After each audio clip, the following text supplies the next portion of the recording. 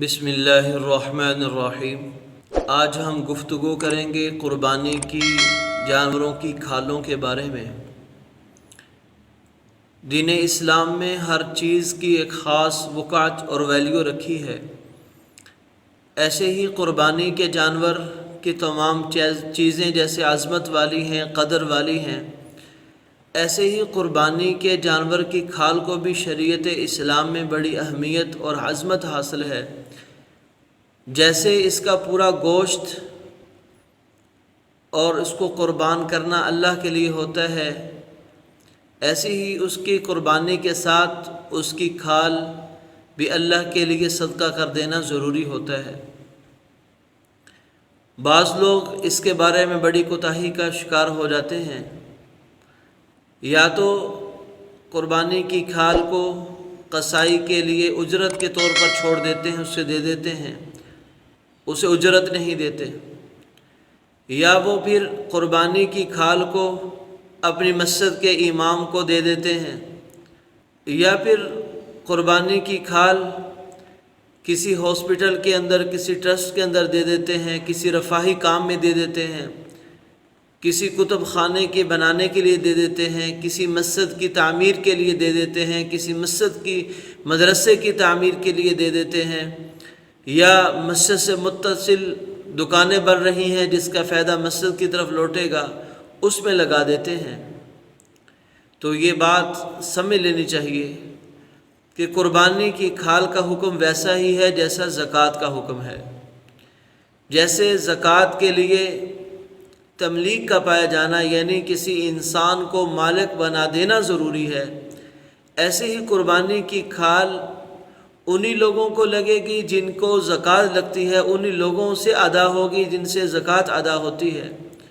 اور اسی طریقے پر ادا ہوگی جیسے زکوٰۃ ادا ہوتی ہے۔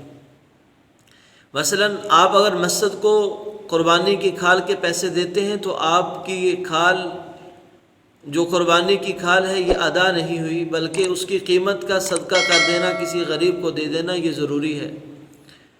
ایسے ہی قربانی کی کھال آپ کسی رفاہی کام میں دے دیتے ہیں، کام اپنی ذات کے اعتبار سے بہت بہتر، لیکن کیونکہ آپ نے اس کے اندر کسی مستحق کو مالک نہیں بنایا، اس لیے آپ کی قربانی کی کھال وہ ادا نہیں ہوئی، آپ کو اس کی قیمت کا صدقہ کرنا ضروری ہوگا، کیونکہ قربانی کی کھال کی ادائیگی کے لیے تملیک پایا جانا، مالک بنایا جانا ضروری ہے۔ ہاں، اگر آپ کسی مسجد کی، مدرسے کی، کسی رفاہی کام میں قربانی کی کھال کی صورت میں تعاون کرنا چاہتے ہیں تو اس کی صورتحال یہ ہو سکتی ہے کہ آپ کسی غریب کو قربانی کی کھال کا مالک بنائیں، اس کے حوالے کر دیں۔ حوالے کرنے کے بعد اب اسے ترغیب دیں کہ بھائی یہ چیز فلاں مسجد، فلاں مدرسے، فلاں رفاہی کام میں بہت ضروری ہے پیسوں کی، ہم آپ کو پیسے دیتے ہیں، اگر آپ کا دل مانے، آپ کا ضمیر اجازت دو، کیونکہ وہ مالک بن چکا ہے۔ اب جب آپ نے قربانی کے پیسے کسی غریب کو دے دیے، وہ اس کا مالک بن چکا، آپ اس پر زبردستی نہیں کر سکتے۔ آج لوگوں نے آسان حل نکالا ہے کہ اپنی زکوٰۃ، اپنی قربانی کو مختلف مصارف میں لگانے کے لیے غریب کو دیتے ہیں، پھر واپس لے لیتے ہیں۔ یہ بات ٹھیک نہیں، بلکہ اسے دے کر اسے اجازت، اسے فل اختیار ہو، اور اسے ترغیب صرف دے سکتے ہیں کہ بھئی اس کام میں بہت ضرورت ہے، آپ اپنا پیسہ اگر مسجد میں، مدرسے میں لگا دیں گے تو آپ کو ثواب ملے گا، اور اگر وہ غریب انکار کر دے تو آپ اسے لینے کے جواز نہیں ہے، اسے پیسے واپس نہیں لے سکتے۔ تو قربانی کی کھال یا اس کی قیمت کسی غریب کو اس کا مالک بنا دیا جائے، پھر اس کے بعد وہ پیسے اگر مسجد مدرسے میں لگاتا ہے تو لگا دے، از خود آپ ان سے نہیں لے سکتے، مجبور نہیں کر سکتے۔ تو قربانی کی کھال کا سب سے بہترین مصرف وہ جو قرآن پاک میں مذکور ہیں ان پر لگایا جائے۔ آج کے دور میں جس طرح ہر آدمی، ہر گھر متاثر ہے غربت کی وجہ سے، تو دینی مدارس کے اندر پڑھنے والے طلباء، ان کے کھانے کی مد میں اگر آپ قربانی کی کھال دے دیتے ہیں تو یہ بہت بڑا صدقہ جاریہ اور بہت بڑا تعاون ہے۔ آپ کی کھال 200 300 500 روپے میں سیل ہو گئی، آپ کی اس کھال سے کسی طالب علم نے کچھ دن چند مہینے آپ کی اس تعاون سے اس نے علم حاصل کر لیا، قرآن کو پڑھا، حدیث کو پڑھا، تفسیر کو پڑھا، اس علم پر عمل کیا، تو جب تک یہ طالب علم کا علم اس کے پاس محفوظ ہے، اس کا قرآن اس کے پاس محفوظ ہے، وہ اس قرآن کی تعلیمات کو لوگوں تک پھیلاتا رہے گا، آپ کو بھرپور حصہ ملتا رہے گا۔ اس لیے ہمیشہ زکوٰۃ نکالنی ہو، چاہے قربانی کے کھال پہنچانی ہو یا کوئی بھی صدقہ خیرات ہو، اس کے لیے ایسے آدمی کا، ایسے لوگوں کا آپ انتخاب کریں جن پر خرچ کرنے سے آپ کو آؤٹ پٹ یعنی منافع ثواب کے اعتبار سے بہت زیادہ ملے۔ دینی مدارس کے اندر قرآن اور حدیث کی تعلیم دی جاتی ہے، تو آپ سب سے بہترین مصرف دینی مدارس ہیں، وہاں جائیں، ان کو کال کریں، آپ کی کھال کو لے جائیں، تو یہ بہت بڑا تعاون ہوگا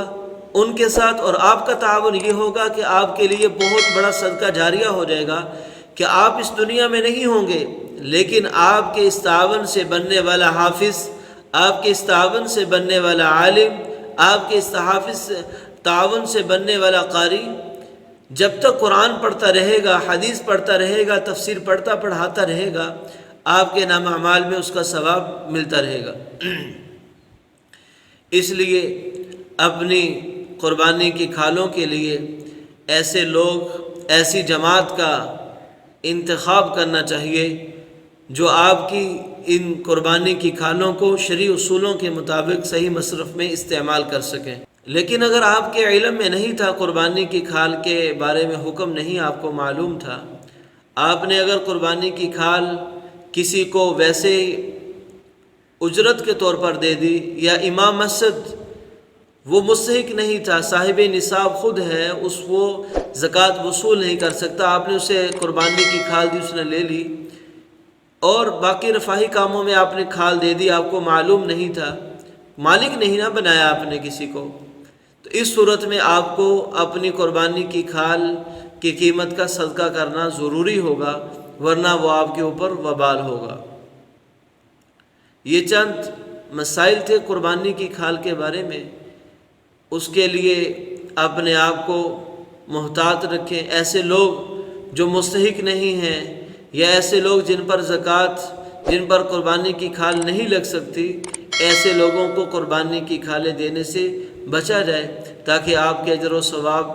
میں کسی قسم کی کمی نہ ہو، بلکہ آپ کو بھرپور اجر و ثواب ملے۔ مع السلامہ۔